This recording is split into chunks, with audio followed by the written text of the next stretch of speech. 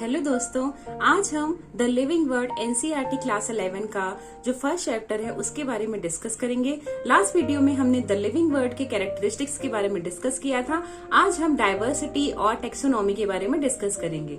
अगर आपको मेरा ये वीडियो अच्छा लगता है तो मेरे वीडियो को लाइक करें, मेरे चैनल को सब्सक्राइब करें और मेरे वीडियो को शेयर करना ना भूलें। लेट्स स्टार्ट के कैरेक्टरिस्टिक्स को। आज हम लेट्स स्टार्ट।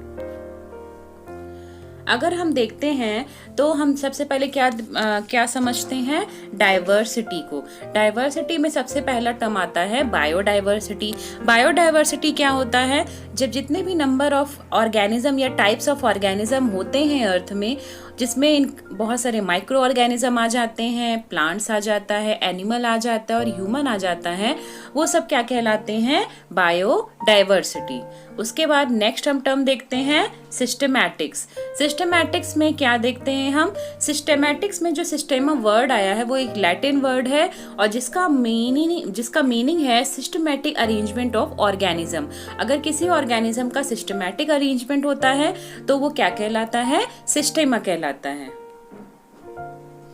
नेक्स्ट हम देखते हैं सिस्टमैटिक्स। सिस्टमैटिक में हम देखते हैं जो सिस्टीमा होता है। सिस्टीमा जैसे कि मैंने आपको बता दिया, सिस्टीमा जो एक लैटिन वर्ड है जिसका मतलब होता है ऑर्गेनिज्म का सिस्टमैटिक अरेंजमेंट। ओके, अब हम नेक्स्ट देखते हैं कि सिस्टमैटिक्स में सबसे मेन रोल जो है वो कौन से साइंटिस्ट का है? लिनियस का, कैरोलस लीनियस। कैरोलस लीनियस ने अपनी एक बुक पब्लिश की जिसका नाम था सिस्टेमा नेचुरी। सिस्टेमा नेचुरी में उन्होंने जितने भी ऑर्गेनिज्म हैं उन सबका नॉमेनक्लेचर किया, उन सबको नाम दिया। सबसे पहले कैरोलस लीनियस ने ही सिस्टमैटिक्स टर्म को दिया। कब दिया? 1751 में। उसके बाद 1961 में सिम्पसन नाम के एक साइंटिस्ट आए जिन्होंने डिफाइन किया कि जो सिस्टमैटिक मतलब जो उन्होंने क्या डिफाइन किया सिस्टमैटिक्स को?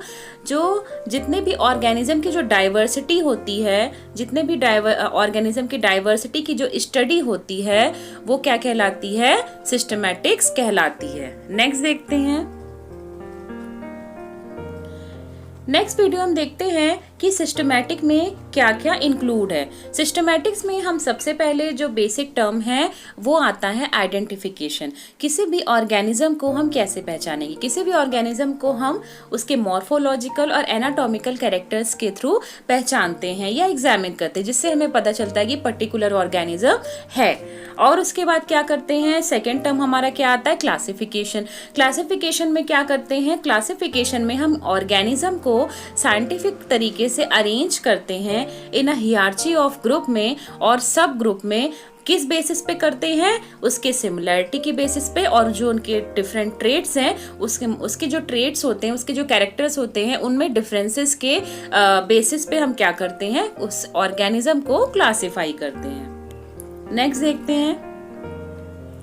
अब इसके एडवांटेजेस क्या होते हैं? क्लासिफिकेशन के एडवांटेजेस क्या होते हैं कि हम किसी भी ऑर्गेनिज्म को बहुत ही आसानी से आइडेंटिफाई कर सकते हैं और न्यू ऑर्गेनिज्म को उनकी करेक्ट प्लेस पे, उनके रिस्पेक्टिव ग्रुप के हिसाब से, मतलब जैसे कोई एक और न्यू ऑर्गेनिज्म हमें दिख रहा है, हम देखते हैं कि इसके फीचर्स किसी एक पर्टिकुलर ग्रुप से मैच कर रहे हैं, तो हम उस ऑर्गेनिज्म को उस पर्टिकुलर ग्रुप में रख सकते हैं। जैसे कि आप क्या कर सकते हैं, वो कितना, उसका फॉसिल के बारे में स्टडी कर सकते हैं कि वो कितना पुराना है, और उसके इवोल्यूशन के बारे में भी हम स्टडी कर सकते हैं, मतलब उसका जो इवोल्यूशन हुआ वो कैसे हुआ, कि उसके जो एंसेस्टर थे वो कौन थे, किस एरा में हुआ, किस इयॉन में हुआ। ये सारी इंफॉर्मेशन हमें किससे मिलती है? आपकी क्लासिफिकेशन से। उसके साथ ही साथ जो ग्रुप का जो फीचर होता है उसके बारे में भी हमें इंफॉर्मेशन मिलती है। नेक्स्ट देखते हैं।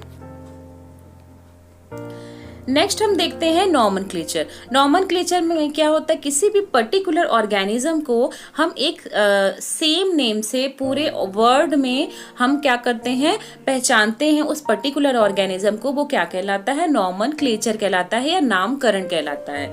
सबसे पहले जो नॉमेनक्लेचर में सबसे पहले क्या आता था, कॉमन नेम्स है। अभी भी कॉमन नेम्स है, लेकिन सबसे पहले कॉमन नेम्स आए। किसी भी ऑर्गेनिज्म को उसके कॉमन नेम से ही पर्टिकुलर रीजन में, जैसे लोकल एरिया में किसी पर्टिकुलर रीजन में लोगों के द्वारा उस नाम से उस चीज को बुलाया जाता है, उस ऑर्गेनिज्म या उस प्लांट को बुलाया जाता है। सबसे पहले हम देखते हैं रोज को। रोज के एग्जाम्पल को, रोज को हम क्या कहते हैं, हिंदी में गुलाब कहते हैं, और बंगाली में गोलाब कहते हैं, और तमिल में राजा पोल कहते हैं। ऐसे ही डॉग की बात करें तो डॉग को हम हिंदी में कुत्ता कहते हैं, संस्कृत में स्वान कहते हैं, गुजराती में कुत्तो कहते हैं, एक्सेट्रा। इसके बहुत सारे अलग अलग रीजन में अलग अलग नाम हैं। तो ये कॉमन नेम लोग अपनी सुविधा के हिसाब से रख देते हैं। अब क्या होता है, इसके बहुत सारे एडवांटेज भी हैं। आपके कॉमन नेम के बहुत सारे एडवांटेज हैं। क्या होता है, ये इजी इसको प्रोनाउंस कर सकते हैं, ये बहुत ही शॉर्ट होते हैं। और क्या होता है, जो सम ऑर्गेनिज्म के जो फीचर्स होते हैं, जैसे क्रो के, अगर वो काऊ काऊ की साउंड करता है तो हम उसको डिफाइन कर देते हैं कि ये क्रो है या ये कौवा है। नेक्स्ट हम देखते हैं डिसएडवांटेज, देखते हैं कॉमन नेम के। इसके बहुत सारे, किसी पर्टिकुलर ऑर्गेनिज्म या किसी पर्टिकुलर प्लांट या किसी पर्टिकुलर फ्लावर के क्या हो जाते हैं, बहुत सारे नाम हो जाते हैं, और उसके बहुत सारे डिफरेंट नेम होते हैं डिफरेंट कंट्री में। ये भी बहुत बड़ी प्रॉब्लम है, ये आपका एक डिसएडवांटेज हो गया। अब हम देखते हैं उसके बाद क्या आया, कॉमन नेम के बाद क्या आया, साइंटिफिक नेम आया। साइंटिफिक नेम में क्या किया गया कि एक पर्टिकुलर ऑर्गेनिज्म, प्लांट या किसी भी एनिमल या किसी भी मतलब कोई भी ऑर्गेनिज्म हो गया, कोई भी प्लांट हो गया, कोई भी फ्लावर हो गया, उसको हम एक साइंटिफिक नेम से बुलाएंगे, ताकि वो हर वर्ड में, कहीं भी आप कंट्री में चले जाओ, वो पर्टिकुलर नेम से वो जाना जाएगा। और ये जो सिस्टम कहलाया वो क्या कहलाया, बाइनोमियल नॉमेनक्लेचर। बाइनोमियल नॉमेनक्लेचर को सबसे पहले किसने डेवलप किया, कैरोलस लीनियस नाम के साइंटिस्ट ने डेवलप किया इन 1751 में। लीनियस की एक बुक आई, 10th एडिशन की जो बुक थी, सिस्टीमा नेचुरी, 1758 में पब्लिश हुई। इसमें जितने भी एनिमल्स थे उनका साइंटिफिक नेम उन्होंने इसमें इंक्लूड किया।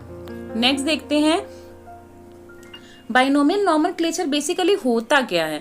बाइनोमियल नॉमेनक्लेचर में आपका क्या होता है, इसके बारे में हम डिस्कस करेंगे। सबसे पहले हम देख लेते हैं कि जो लीनियस की एक बुक थी स्पीशीज प्लैनेटेरियम, जो 1753 में आई, इसमें अकॉर्डिंग टू बाइनोमियल नॉमेनक्लेचर क्या हुआ, उसमें आपका जो प्लांट था उसका एक बाइनोमियल नॉमेनक्लेचर, मतलब उसका पर्टिकुलर सिस्टमैटिक या साइंटिफिक नेम इस बुक में उन्होंने मतलब डिफाइन किया। इस बुक में उन्होंने रखा प्लांट का जितना भी साइंटिफिक नेम था, उन्होंने स्पीशीज प्लैनेटेरियम 1753 में जो पब्लिश हुई थी उसमें उन्होंने रखा। नेक्स्ट देखते हैं, जैसे कि मैंने आपको बता दिया है, अब हम देखेंगे कि बाइनोमियल का नाम, बाइनोमियल नॉमेनक्लेचर होता क्या है। इसमें दो वर्ड्स होते हैं। फर्स्ट जो होता है वो जेनेरिक नेम होता है, और सेकंड क्या होता है, स्पेसिफिक एपिफेट होता है। स्पेसिफिक एपिफेट में नेम ऑफ स्पीशीज आते हैं, जैसे कि हम एग्जाम्पल देख सकते हैं मैंगीफेरा इंडिका का। मैंगीफेरा इंडिका में मैंगीफेरा क्या हो गया, आपका जीनस हो गया, और इंडिका क्या हो गया, आपका स्पेसिफिक एपिथेट हो गया। नेक्स्ट देखते हैं, अब जो रूल होता है बाइनोमियल नॉमेनक्लेचर का, उसमें क्या होता है, बाइनोमियल नॉमेनक्लेचर में जो होता है, जैसे कि आप ये मैंगीफेरा इंडिका देख रहे हैं, इसमें जो फर्स्ट वर्ड होता है वो किसको रिप्रेजेंट करता है, जीनस को, और ये किस में होता है, कैपिटल लेटर में होता है। और जो सेकंड जो होता है वो स्पीशीज को डिफाइन करता है, स्पेसिफिक एपिथेट को डिफाइन करता है, और ये कैसे होता है, स्मॉल लेटर में। ओके, ये इसका नाम लिखने का, कोई भी साइंटिफिक नेम लिखने का एक ये मेथड है। नेक्स्ट देखते हैं, इसके एडवांटेज क्या है, ये यूनिवर्सली क्या है, एक्सेप्टेबल है, और इसे उसी नाम से हर कंट्री में सेम नाम से, हर कोई भी लैंग्वेज में उसी सेम नाम से उसको बुलाया जाता है।